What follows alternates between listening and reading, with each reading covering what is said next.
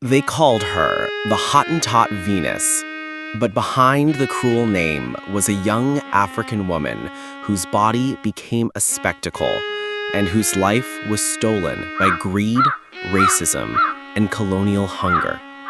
Born under the open skies of South Africa, she was promised fame, but found herself trapped in cages, paraded before strangers, and dissected even in death.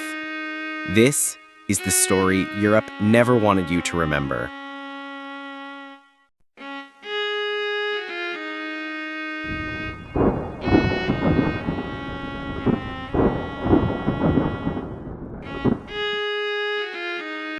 Before the ships, before the chains, before her name was twisted into a cruel label, there was Sarah, a daughter of the Khoikhoi people.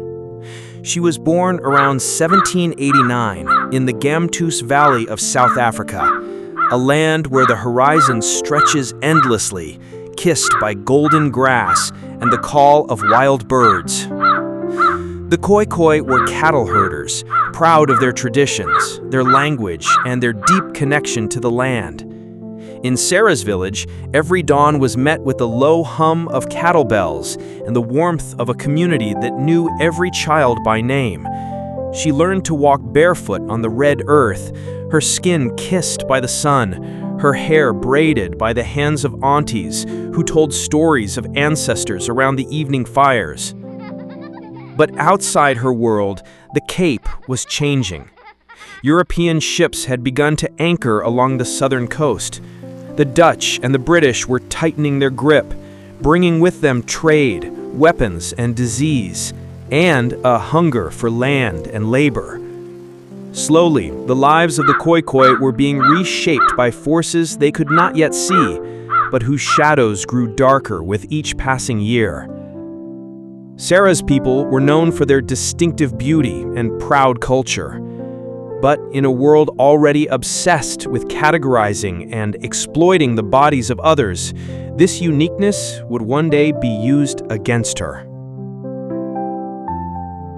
By the time Sarah reached her late teens, the tides of colonial expansion had already swept far inland. War, displacement, and economic hardship pushed many Khoikhoi into the orbit of European settlers. Some became laborers, some servants, and some, like Sarah, were drawn into lives they could never have imagined. After losing her family at a young age, Sarah found work as a servant in Cape Town, the bustling colonial hub of the Cape Colony. The port city was a place of contrasts. The scent of spice from passing ships mixed with the stench of overcrowded streets. Merchants haggled in Dutch and English, and sailors from across the world came and went with the tides. It was here that Sarah's path crossed with Alexander Dunlop, a British ship's surgeon, and Hendrik Cesars, a free black man who worked closely with Europeans. They saw in Sarah not just a servant, but a curiosity.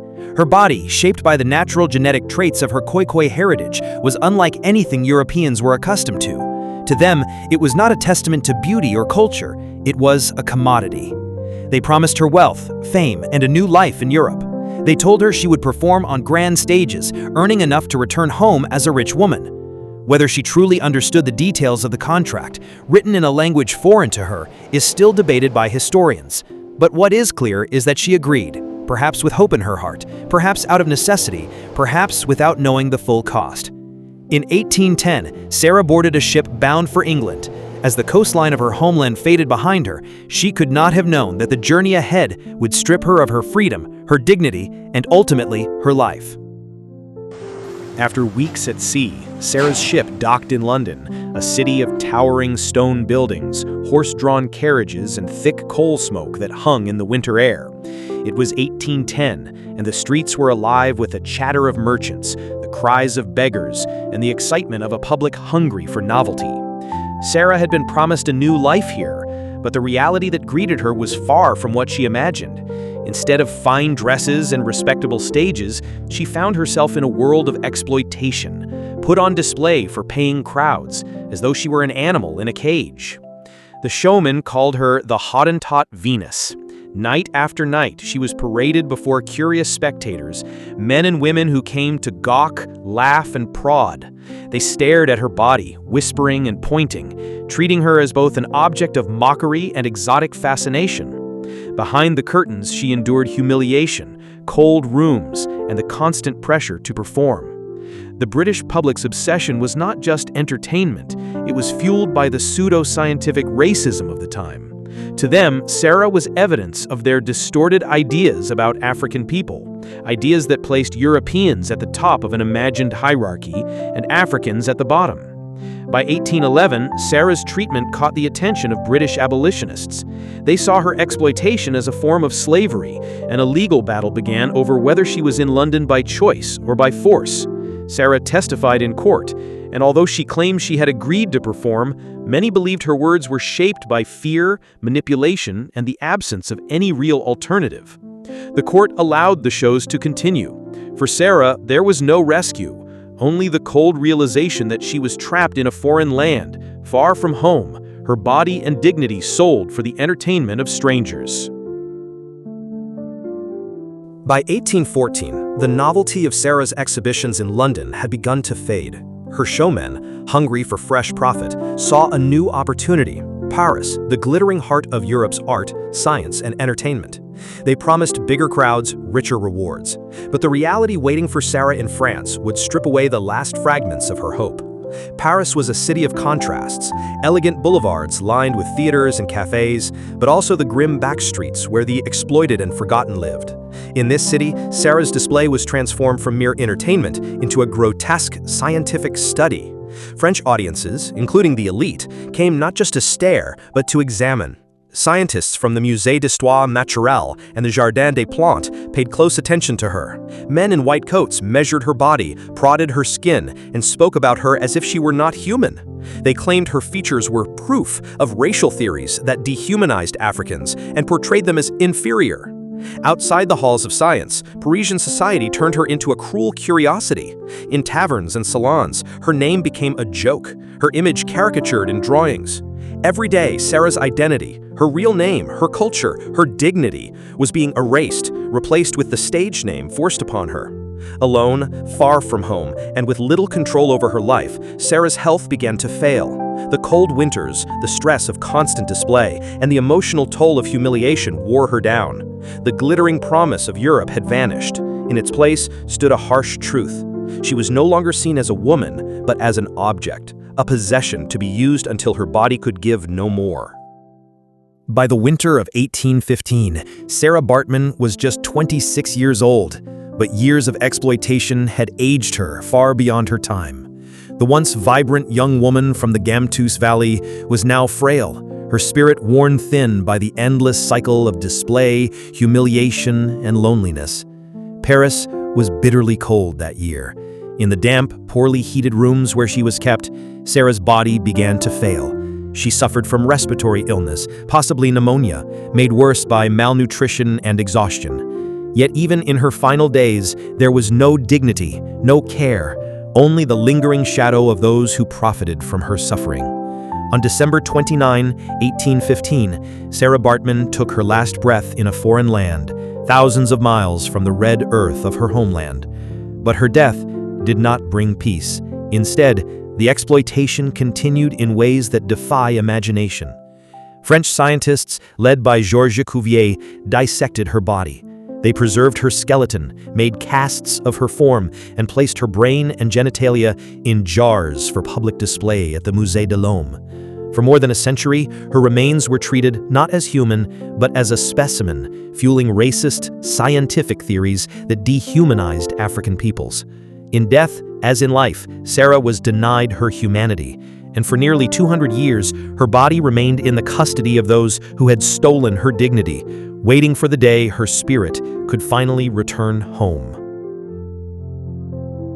For decades after her death, Sarah Baartman's remains stayed in Paris, locked away in glass cases and museum archives, a silent witness to centuries of colonial arrogance. Generations passed, empires fell, and the world changed, but Sarah's spirit was still far from home.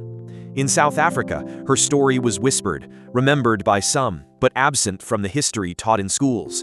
It was only in the late 20th century, as the world began confronting the crimes of colonialism, that her name returned to the public stage, this time not as a spectacle, but as a call for justice. In 1994, South Africa celebrated the end of apartheid and the birth of a new democracy. Nelson Mandela, the nation's first black president, learned of Sarah's fate. He formally requested that France return her remains, calling it a matter of dignity, respect, and national healing. But the fight was not easy. France resisted, citing the importance of her remains to their scientific heritage.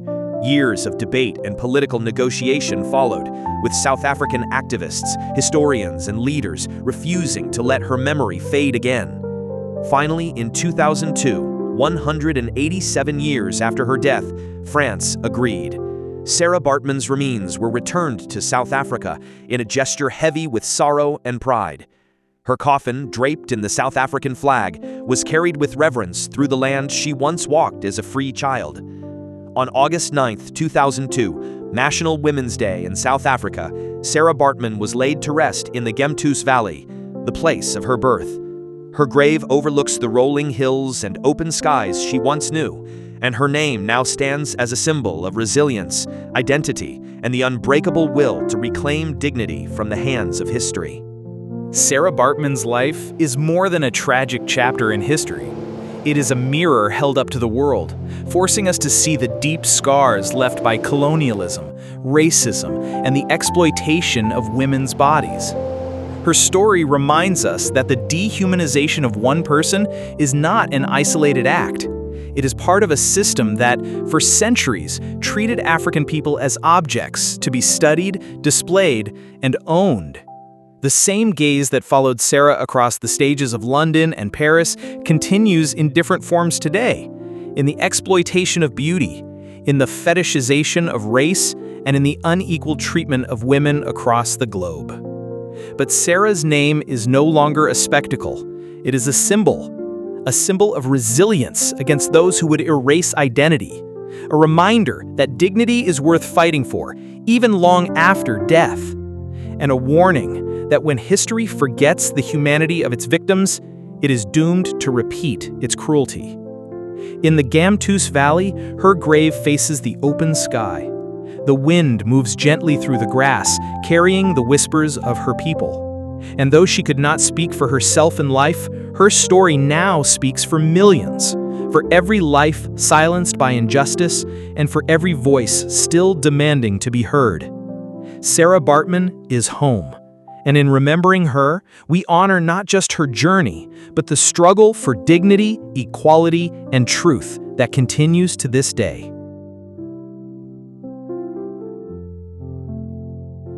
Thank you for watching. Sarah Baartman's story is a painful reminder of what happens when dignity is stolen. If this moved you, please like this video, subscribe to History Echoes, and click the bell so we can keep telling these stories. Share this. Let her name travel home.